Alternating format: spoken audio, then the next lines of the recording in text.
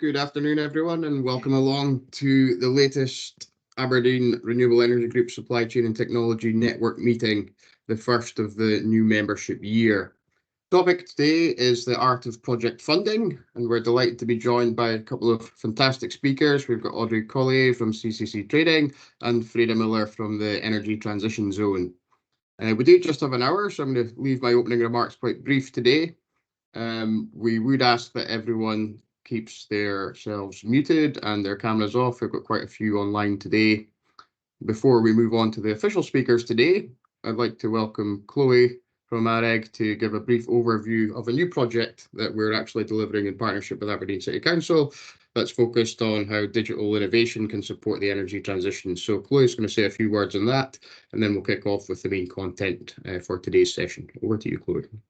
Perfect, thanks Neil. Just to give everyone a bit of background on AREG, we were founded in 2003 and we are regarded as the original energy transition organisation. Our aim is to champion the sector and help our network of members to access opportunities that accelerate the development and use of renewable energy. And collaboration is key to everything that AREG does. We provide our 270 plus members with access to one of the largest renewable energy network groups within the UK. Just a bit of background on a new project that we're going to be running here at AREG over the next year, titled Enhancing Offshore Wind Through Digital Innovation. This will be run in partnership with Aberdeen City Council, and the aim of the project is to help digital SMEs transition into the renewable space and encourage the adoption of digital technologies within the wider industry, with a large focus on the offshore wind sector. We're aiming to do this by delivering tailored expert advice, providing leadership support, and introducing new networking opportunities across the board. We're going to be running a number of events over the next year, which we're very keen for our members to get involved with. So we're going to be running a Meet the Developer Digital Innovation webinar. This will be later in the year, likely November. We're going to be running our digital dissemination event, Energy Futures Conference, in March of next year. And alongside this, we're going to be running a hackathon. We also have introduced a new networking group, our Digital Innovation Networking Group, which will meet 3 times over the next year, with 1 in-person event and 2 online events. We are always looking for speakers and suggestions for themes over the next year, so we're really keen to hear from our members on involvement from them.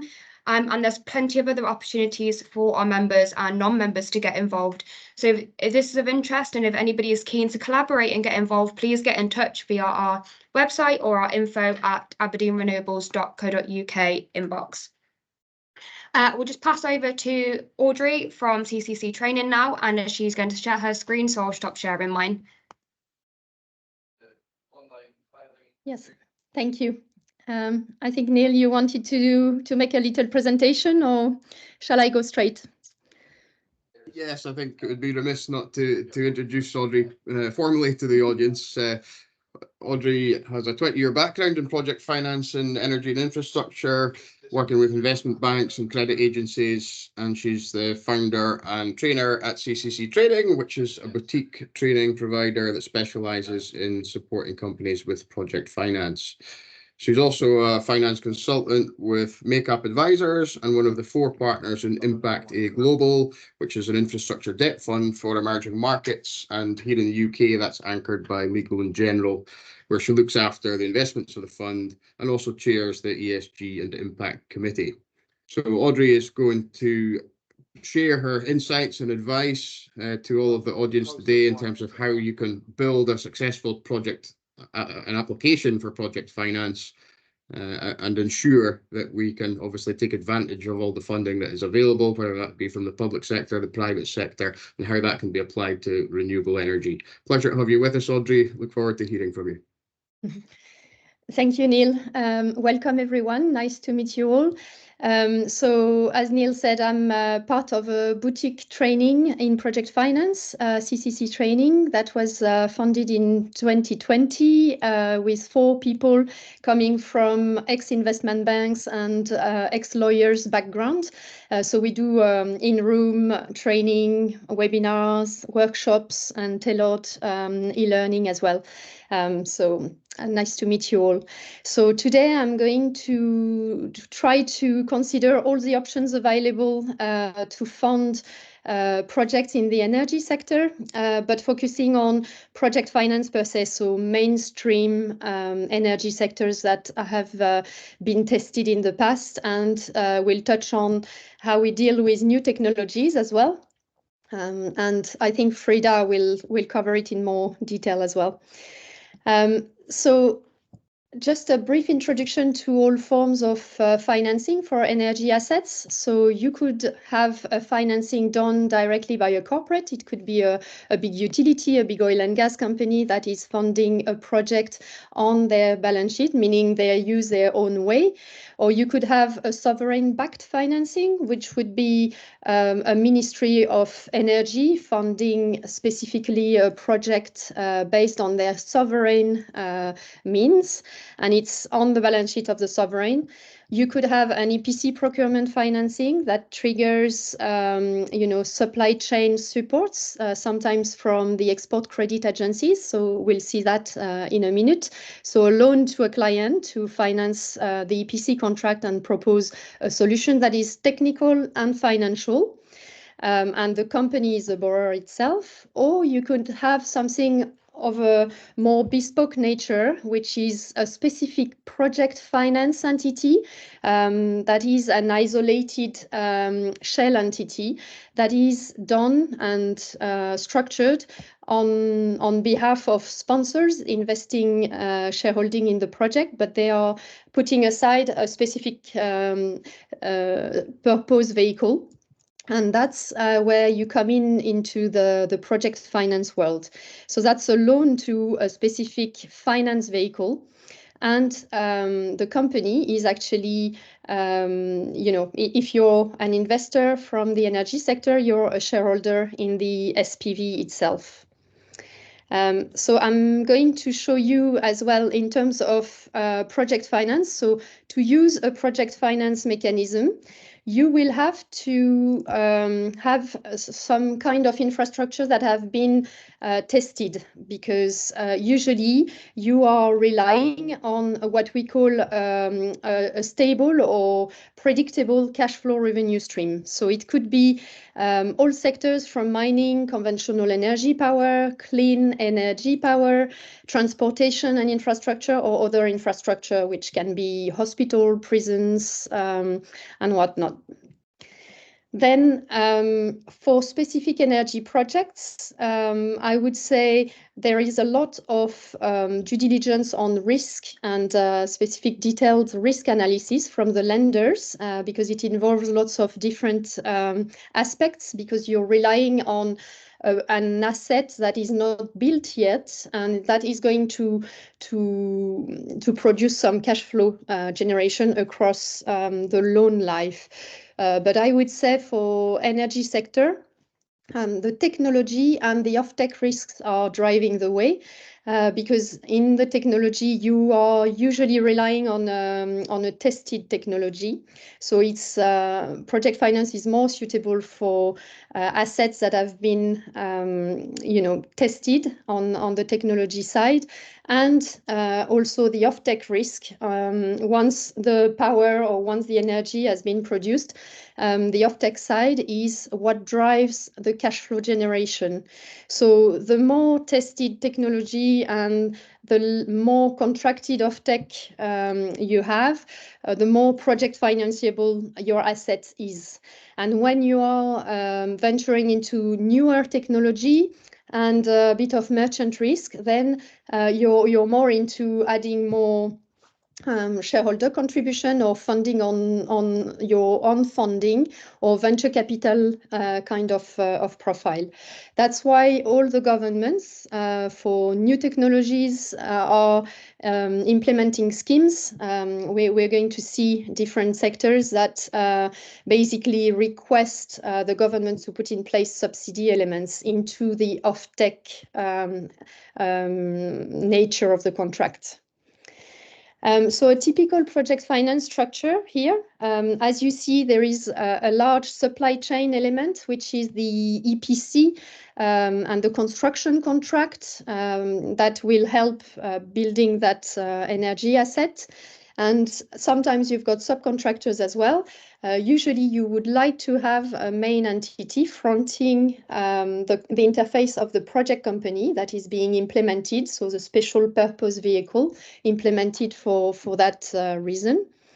Then you have what we call the off-take contract, ideally long-term and fixed price power purchase agreement, for instance, that is facing the counterparty, that's the buyer. And then you've got some supply contracts that might be needed. So it's supply contract when we're talking about a gas-fired power station, for instance, where you need gas to run your plant. Or if you don't have a supply contract and you're talking about renewable energy, it's the assessment of the resource available to actually make your asset function. So underneath that, you've got, once the asset is built, the lenders will look at the O&M contract to make sure the asset is actually operating well and providing cash flows along the way. On the top of the screen, you've got all the funders and financiers. So you've got the equity sponsors who are, deciding to come into the transaction and promote one transaction, and they are going to raise project debt on a standalone basis, which could be international lenders, local lenders, and we are going to see that debt guarantors and sometimes capital market suppliers might be needed as well.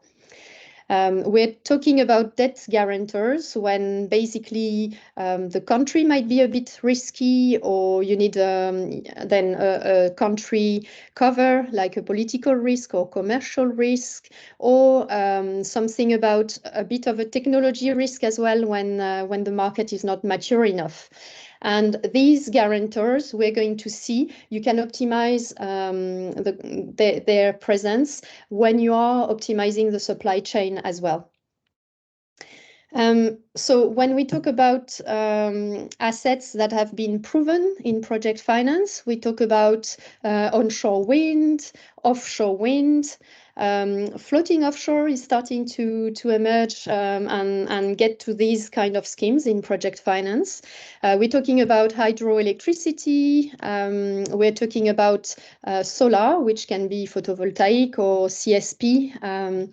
And the likes. So these ones are mainstream renewables, very proven technologies that financiers will like to have. We've got newer technologies as well that we see in project finance, but they need a little bit of mitigations along the way. So it's the likes of floating offshore wind has been attracting project financiers, but there is a lack of background and experience of these plants running. So sometimes the likes of export credit finance agencies or development finance agencies might come in to mitigate those risks of a new market. You can see some structure emerge in battery storage solutions as well, and carbon capture and storage, and also in terms of having so hydrogen. Sorry, this one on the right hand side should read hydrogen. So in the hydrogen space as well, project finance schemes are emerging. On the bottom right side, interconnectors are part of the energy transition as well, where you optimize the transport of electricity, and these ones are really prone to project finance as well. So to optimize the sources of the project, so we've seen when you are basically coming into an SPV, project finance vehicle, you've got sponsors adding some equity into the SPV, and usually they are able to leverage quite highly and to bring in up to 80% of the rest of the financing via debt, so commercial bank debt, or it can be export credit agencies covering some commercial banks as well, or providing direct lending. So we're going to see and explain in more detail. and also development finance institutions, where usually there is a little bit of perceived country risk that need a bit of a de-risking structure. They're coming alongside the banks. So where we are talking about leveraging the funding tied to supply chain is basically you have to ask yourself, where do you fit within the supply chain as a provider? And who is the ultimate client? Is that a public or private client? Who is the borrower? And are you in a developed or developing markets as well? Are you, supplying to a corporate or a project finance vehicle? And alongside that, when you identify the client, you will be able to identify the supply chain elements and all the national contents that are involved into making the EPC contract content happen. And depending on where you fit, whether you are an exporter, you can go to your national export credit agency. So in the UK, that would be UKEF, and ask them to support you by providing a guarantee to the borrower, basically to the risks of the borrower. And that helps the banks instead of facing the direct clients, so that could be a buyer in an African country or a buyer in Asia. Instead, the banks, instead of facing that client's profile, they are benefiting from the guarantee from UKEF and having 100% cover that is basically rated as the government of the UK. And for that, they are in exchange able to propose very advantageous terms in terms of pricing, but also in terms of tenors. So that's quite helpful. And also these ECAs, so export credit agencies, are very driven when it comes to encouraging the green transition. So if your transaction can qualify as a green transaction, then their terms are going to be more flexible most of the time. So longer tenors, sometimes they can go to 22 years, or they can also go beyond in terms of national content requirements and so on. I'm just rushing a little bit around because then Frida will take over. So these ECAs basically are there to mitigate the risk, support the national content in the supply chain, and also enhance access to financing. So you multiply the access to the financing. So you have access to bigger tickets from banks and to more solutions, basically, a larger number of solutions. And they encourage sustainable developments as well by many tools. So just an illustrative example, and then I'll stop there. So that's an example of a transaction, for instance. So an onshore wind farm in a fictitious country on a territory in a developing market. And this contract basically is attracting some Danish content. The windmills are supplied for Denmark, and the rest is from Korea. So here you are benefiting from Korea Exim Bank direct lending into the project. So the Lake Kwanu is actually the SPV borrowing, and borrowing directly from Korea Exim, which provides a direct lending tool, but also borrowing from some banks that are happy to lend under the ECA of Denmark, AFO, providing a guarantee. So that's where you basically have to optimize your supply chain and see what contents is there and what sort of national support you can get to your projects. So I'll stop there and maybe pass on to Frida for a more specific overview of what's available in the more innovative sectors.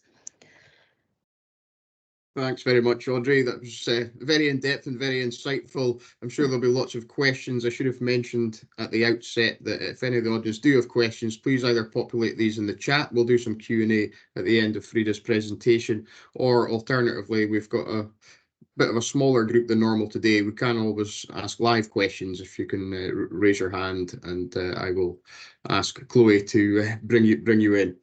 The other thing that I was going to say was that hopefully our two speakers will both be able to share their presentations with the audience afterwards as well. I know that was very in-depth from Audrey. We will check with them and distribute these later if possible, and obviously the speakers will have time to amend anything that might not be publicly available. A couple of key points I'll mention for Audrey there. Obviously, the ongoing challenges around offtake are very topical for renewable energy projects related to hydrogen, something that we're very keen to promote at AREG, and I know that ETZ and other stakeholders in the Northeast are very active in that area too, trying to build that hydrogen economy, build the demand that in turn can help to finance the projects. And of course, the export credit agencies. I'm sure most of the audience today will be aware that UK Export Finance do a great job in supporting the export of goods and services from the UK, and they have a huge drive on renewables at the moment. In fact, they go as far to no longer support any export of goods and services that relate to hydrocarbon projects. So there's a big drive on renewable technologies from the UK to global markets. So now we'll pass on to Frida, who's going to highlight basically the ins and outs of the ETZ Capital Challenge Fund and how perhaps some of the local companies can access that to support their development activities. Over to you, Frida. Thanks, Neil. I am just going to share my screen and hope that this works. Right. Right, so as Neil said, I'm going to talk about the ETZ Challenge Fund, and I'm also going to give you an overview of the of ETZ in case you haven't heard it of us before, but I'm sure most of you have. But you could ask the question, what is ETZ? ETZ is a not-for-profit company that's leading the northeast of Scotland's energy transition ambition. We are in the webinar. Good. We are supported by significant ongoing funding from both the Scottish and UK governments, with a clear ambition to reposition the region as a globally recognised new and green energy cluster. We continue to make significant progress on our dual areas of focus, both as a regional catalyst for energy transition and the delivery of the largest dedicated energy transition complex in Scotland, the Energy Transition Zone. ETZ Limited delivers an unrivalled programme of support to the region's energy supply chain, engaging hundreds of individuals and businesses. We are investing in strategic infrastructure, technology and innovation in skills development to accelerate energy transition, catalysing private sector investment, career development and job creation opportunities. The energy transition will comprise a significant majority of revitalised brownfield accommodation alongside a new release of development sites, providing businesses with the unique opportunity to invest in Scotland's largest dedicated energy transition complex. A comprehensive investment programme is underway to deliver market-ready net zero exemplar properties and development sites for high value manufacturing and the broader energy transition supply chain. The zone has been extensively master planned to optimise the world-class Aberdeen South Harbour by delivering premium development sites and coordinated revitalisation of the existing industrial estates. The focal point of the activity is the delivery of a unique energy transition zone, which compromises the 250 hectare site in close proximity to the brand new 420 million Aberdeen South Harbour, which I'm sure you all know about. ETZ Limited is initially enabling 40 hectares of premium development opportunities through a combination of revitalised commercial properties and a new release of catalytic greenfield development sites, providing businesses with an invaluable opportunity to invest in Scotland's largest dedicated complex.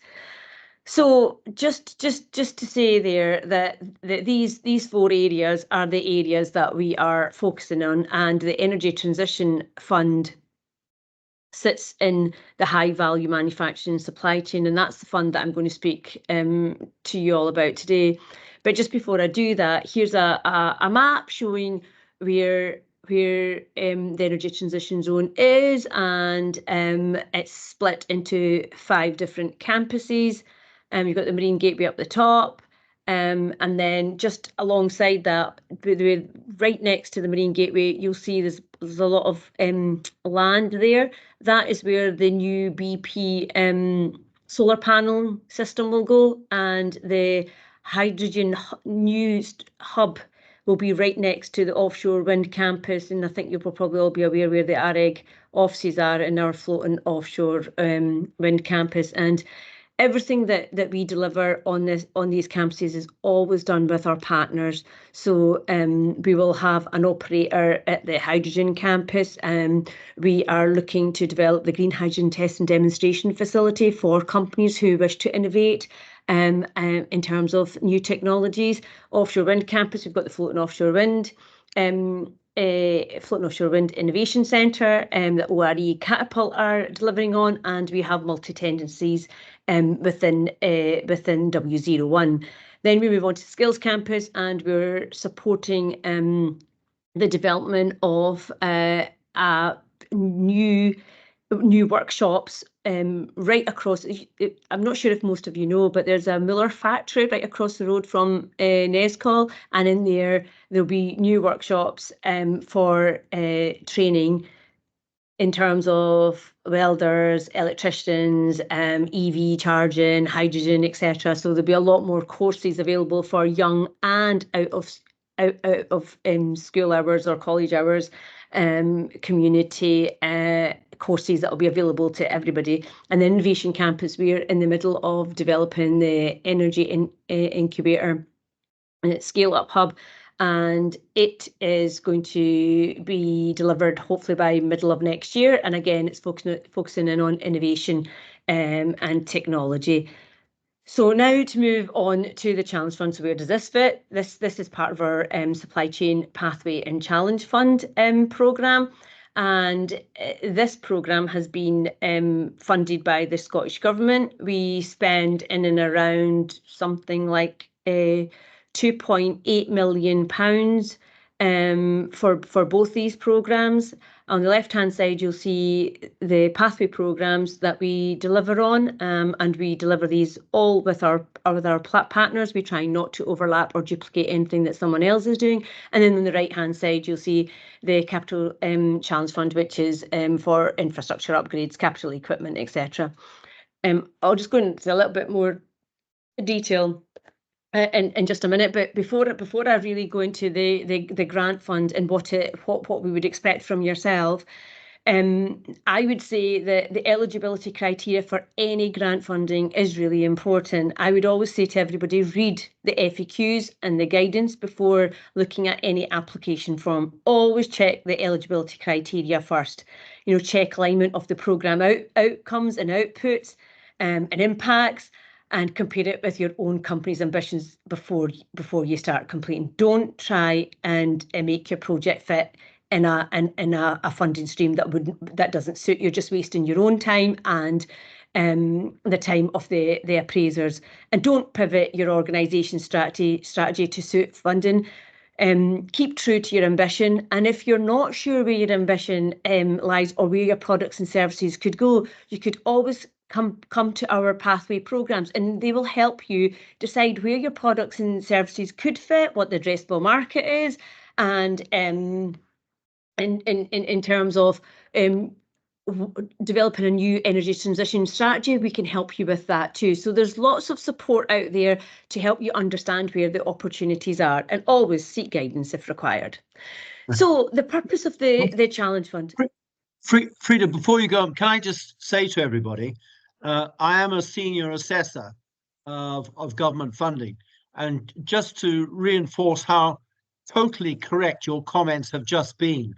It is absolutely vital that applicants really do understand the sort of socio-economic background to the different funds, be they grants, development contracts, or loans. And they really do need to take account of whatever the current, which might call political drives are, be it levelling up, be it EDI, whatever.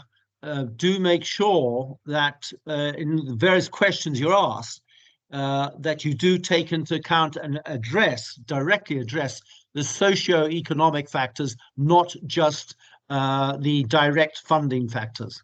Thank you. Hope that's helpful. Thanks, James. I will go on to some of the stuff that we do require, and some of what you've just said is included. But in terms of what the purpose of the ETZ Challenge Fund is, the grant funding is mainly to support SMEs who are transitioning away from oil and gas markets and into new low carbon markets. The programme is to support energy supply chain companies by providing capital investment grants to realise the opportunities that they see ahead. And the aim is also to de-risk and accelerate investment from the private sector that may not have been coming as quickly as we think. And as I said, this fund is supported by the Scottish Government Just Transition Fund.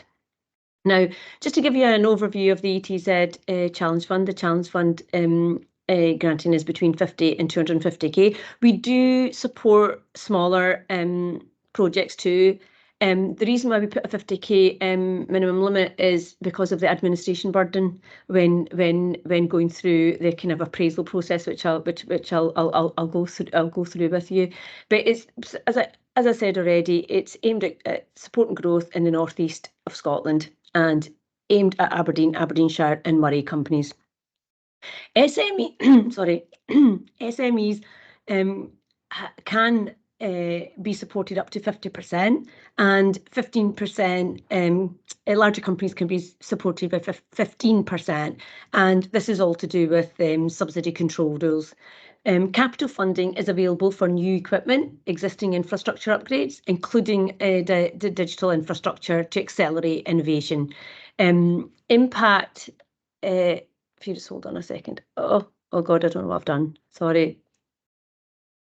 Can everybody still see my screen?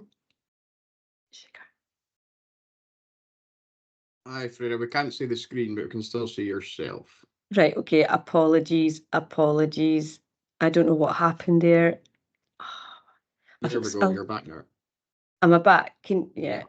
And can you see the screen? Can you see the? You're on the slide. Yeah, you can see it now. Yeah. Right. Okay. So do I need to get to the right one then? Sorry about this, guys. Hold on, wait till I get to the. I was trying to move James's face out the way because it was in the middle of my screen. Sorry, James. Your camera is still on. I think everyone else is off. That might help with Freda. Yeah. Right, apologies. Okay. It's now.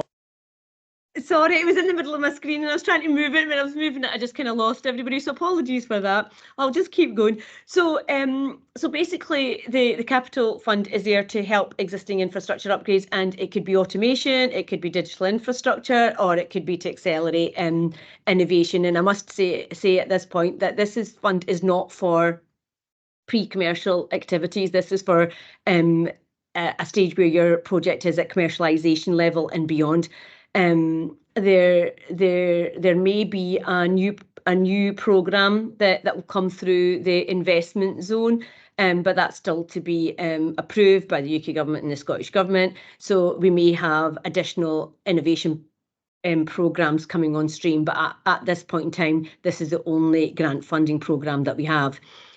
So just to go over the impacts that we're looking for, we're looking at safeguarding jobs, creating new jobs, increasing turnover and decarbonisation of emissions. We have delivered on the pilot programme in 22-23. We've delivered a programme last year, 23-24, and at the moment we're at appraisal stage for the 24-25 programme, and we'll be moving to contract stage in between the next I think 2 to 4 weeks time.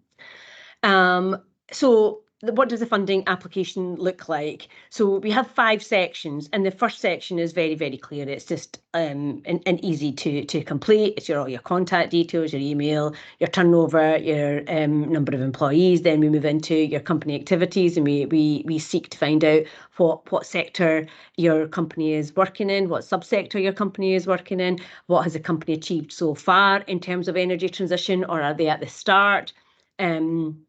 Do you have a net zero plan? Do you have a strategy or a business plan that aligns your strategy with energy transition? We also ask for year-end account, management accounts, information on your cash flow. And then number 3 is all about your project information. So what is the project? We would ask you to describe the project, have a name for the project. What are the project deliverables?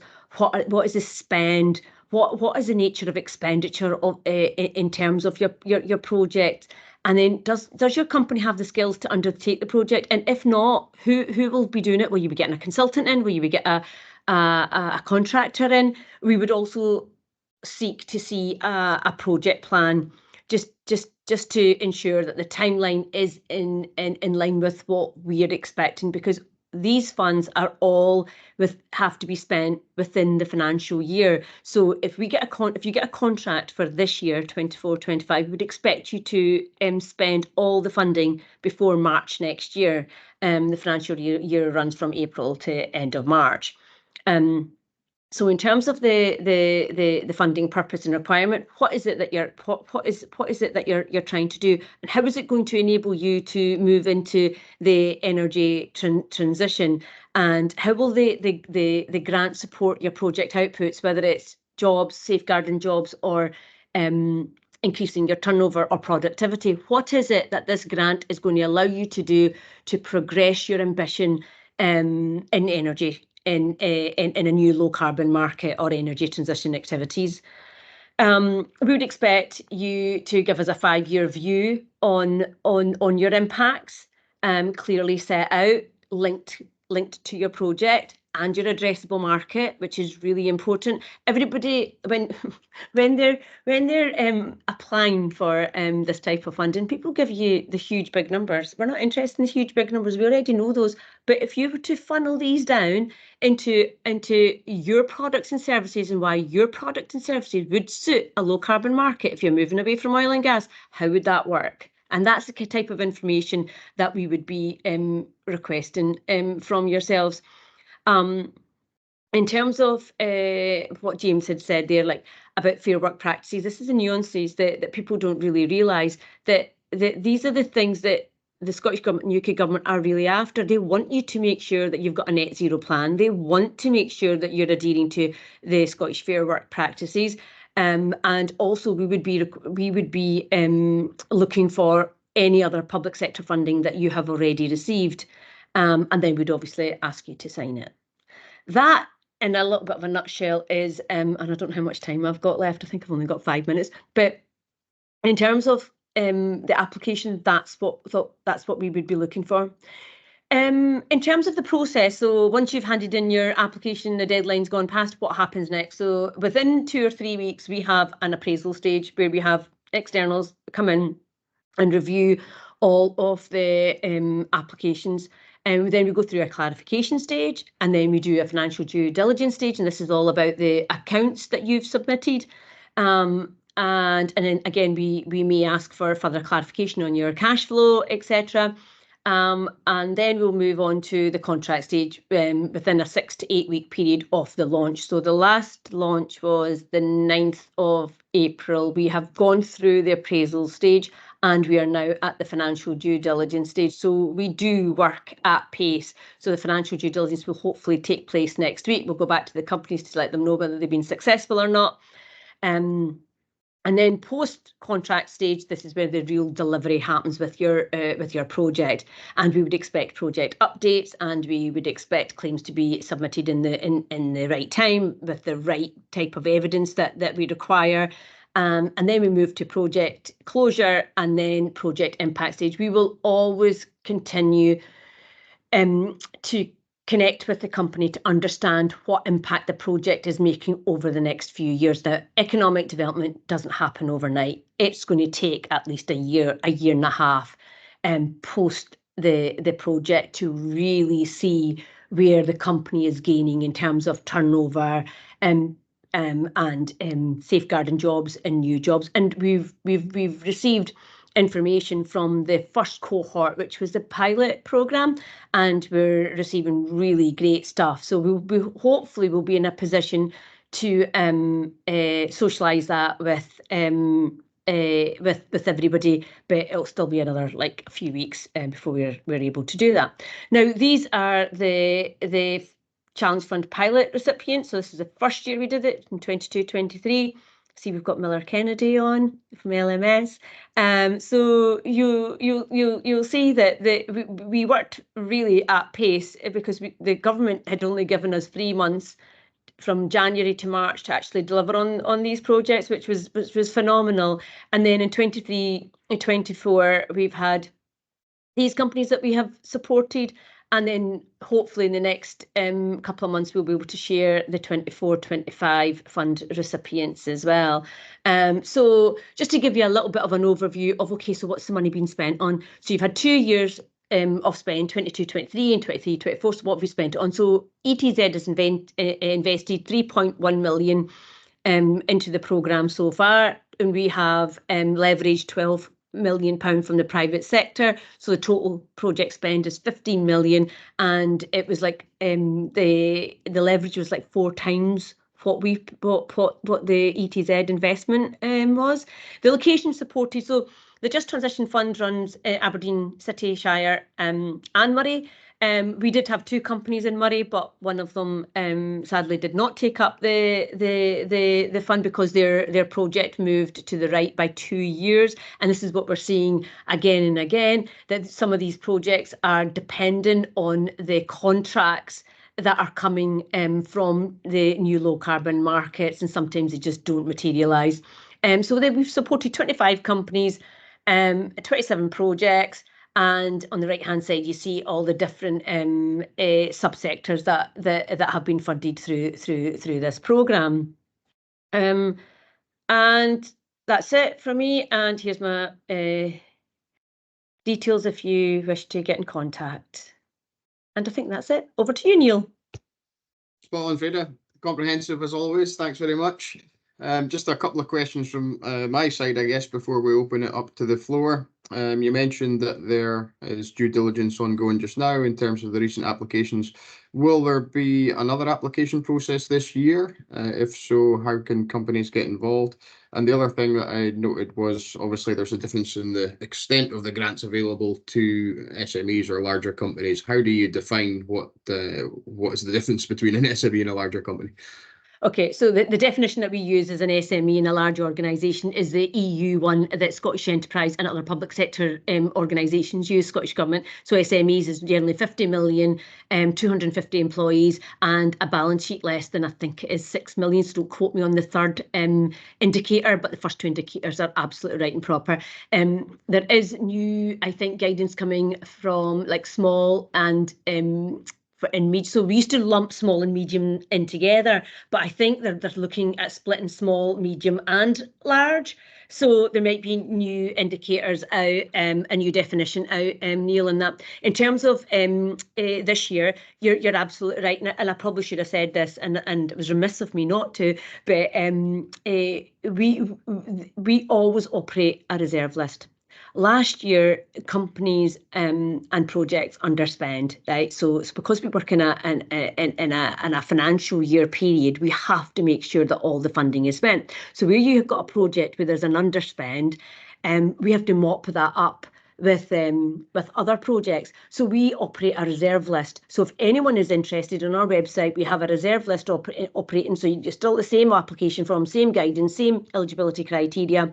You can have a look at it, and you can absolutely get in contact with me, send in an application, and we'll review it. So we're reviewing this first batch, but any other ad hoc applications that come in will be assessed exactly the same way, and they'll be put on a reserve. And if there is funding So by the time we get to contracts, some companies will go, oh, well, actually, we're not going to be doing that project. Something else has come up, like they've been taken over, or something happens that are out with their control. So therefore, we do operate a reserve list for that purpose. And next year we will be delivering on another programme as well. So next year is our last year of the current funding scheme. So we had 4 years of funding, and it was about £10 million that we got from the Scottish Government. Neil. Okay, great. So I guess we'd encourage everyone to put in their applications as soon as possible, because obviously we need to help you guys spend the allocation, but also anyone that is successful needs to deliver before the end of the current financial year. So the sooner the better, I guess, is the message. I don't know if there's any questions coming from the audience yet, but the AREG team did kindly pre-prepare a few questions for me to ask you guys. So don't shoot the messenger. Some of them are quite stiff, but we'll maybe start with Audrey.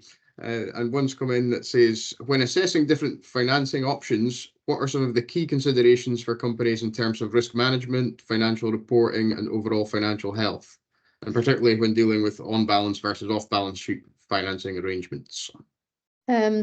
So you're talking from the perspective of the lenders or the sponsors? Well, I guess it would be both, but Yes. the question is coined really when looking at how to finance the project, I guess. Yes. So when we look at, so from the lender's perspective, when we look at a project, obviously we'll look at, a list of qualitative risks. Those two main risks, obviously, technology and of tech, will be the main ones, because you're talking about a finite pot of cash flows available for repaying your debt. But also you look at the country risk of the company, well, of the geographies you're exporting to, if it's outside of the UK. You're looking at the operation risks, the O&M contracts. The regulatory risk is very important as well, because you're talking, if it's project financed, you need an asset that is operating well and being in compliance with the local regulations, and you need the regulations to be clear and transparent and no retroactive change. So you need a grandfathering of rules. So that's why, lenders are always very sensitive about subsidy schemes that are being implemented to make sure it's, something you can rely on for the long term. You look at a lot of ESG risks as well. There is a lot of pressure on environmental, social, and governance risks for banks supporting the energy sector. So that's why a lot of them have stopped funding fossil fuels driven energy risks. So everybody's trying to transition to qualify as green transactions, so they don't attract too much scrutiny on emissions and so on. So that's the perspective of the lenders. The lenders, they just want to be investing in a transaction that is generating the expected cash flow as they had always scheduled and so on. So if it's a offshore wind, you have the predictability of wind that is quite important, all the research on the ground. If it's a solar transaction, obviously radiation data is really important to size your revenue stream. And if you're on the sponsor side, well, I suspect you're checking all those same risks as well, a little bit early on in the process than when you speak to the banks, but also you have access to all the upsides in terms of dividend distributions, because once you've paid for your O&M costs and you've paid for your debt service repayment, then everything left is dividends for the sponsors. So that's quite, good if the project is overperforming. And if you are talking from the exporters side, the exporters, they're targeting markets and it's business development efforts. So they will look at, making sure they can deliver properly, get paid as well, because sometimes in some jurisdictions you've got country risks and, you know, payment default problems, and the likes of, you know, the ECAs or DFIs, development finance institutions, are there to help them as well, to get repaid properly. Okay, good. And I've noted another question. We can almost segue into that from that before we bring Freda in again. In terms of the export credit agencies, what measures do governments tend to implement to ensure transparency and accountability in allocation and utilisation of the export credits, and particularly in terms of assessment of the economic and environmental impacts of any supported exports? So from the ECA perspective, these ECAs have, you know, country ceilings available for different type of borrowers across the globe. So that's what they would look at, basically to encourage their national exporters to invest and launch themselves in different jurisdictions. So they would look at the project in a similar way to lenders, basically, because they're the lender of last recourse. Basically, they, you know, if the guarantee is triggered and they need to repay the banks, then that's a similar risk analysis they are making. But it's they would look at sizing a premium that they are charging for the transaction in function. It's subject to, you know, the length of the loan that they are covering, also the risk of the country. Usually you've got a country rating, and depending on the country risk, then your premium increases, and some other factors that they are basically analyzing during the due diligence. Okay, perfect. We'll move to Freda now, and I'm sure that obviously Audrey will be able to share more insights with any members of the audience that want more information. I should have asked earlier, where actually are you based? Are you based in Aberdeen? You're talking to me? Sorry. Yeah. Yes. No. So I lived 20 years in the UK, and now I'm based in the south of France. So okay, fantastic. Yeah. So we've got a multinational panel today. Fantastic. And yes, but all my partners are London based, so you know, that's a London based company. Great. Well, thank you very much for joining us today, all the way virtually from France. Great to get your international insights. Freda, the questions that I have, you've actually touched on most of the topics that are covered here during the comprehensive presentation, but they have asked actually about how the fund focuses on the transition, I guess, between companies that are servicing oil and gas. How will the fund actually help them to gain new opportunities in energy transition and renewables?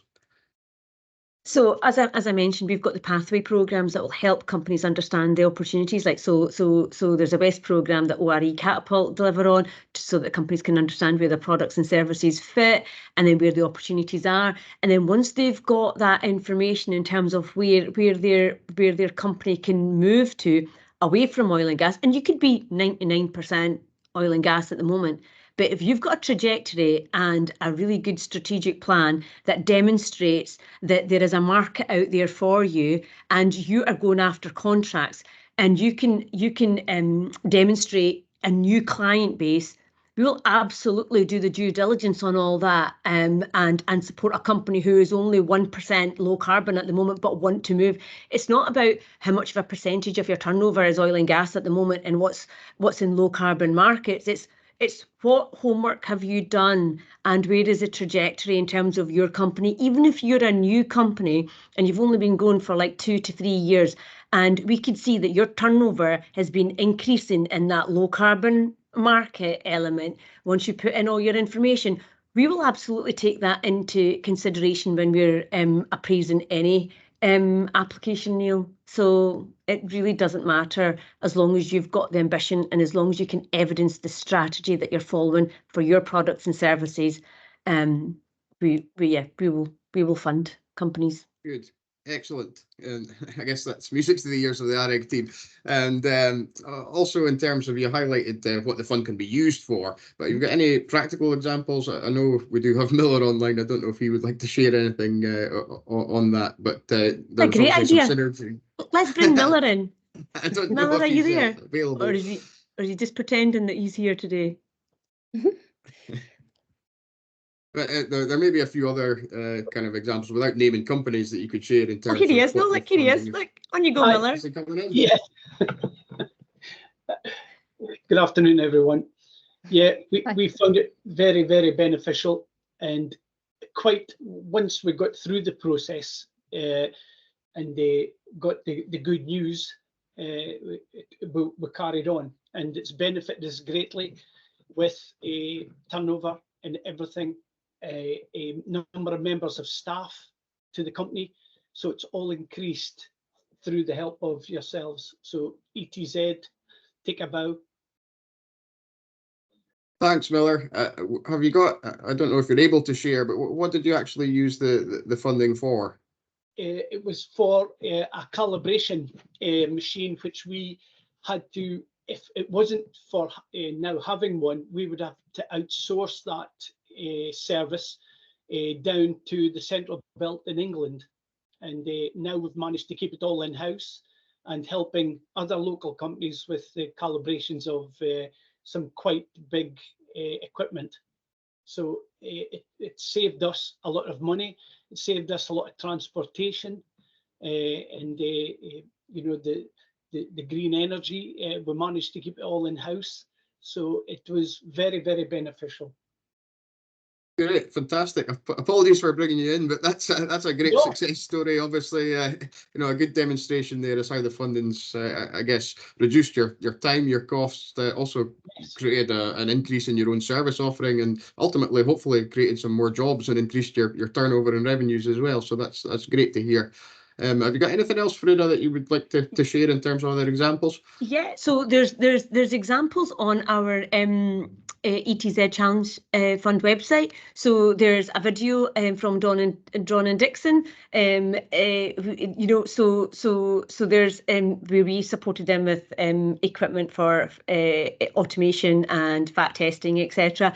And there's a video on our website to have a please do have a look. It goes in depth in terms of how it's supported the company in its ambition to move into a low carbon market, but not only that, just to kind of de-risk and accelerate the investment that was put in. So, and then we've got testimonials from about 4 other companies that are in there. So we try and do, instead of doing case studies as a A4 one pager, we go out to the companies and we take videos. So Brimmon's another example, where they had to increase their industrial space, so they've got a cleaner area for offshore wind work, and with the right extractor fans and welding equipment and stuff like that, and it's all helped them with their low carbon market ambition. So there's lots of examples out there, and we always, every time there's been a launch, we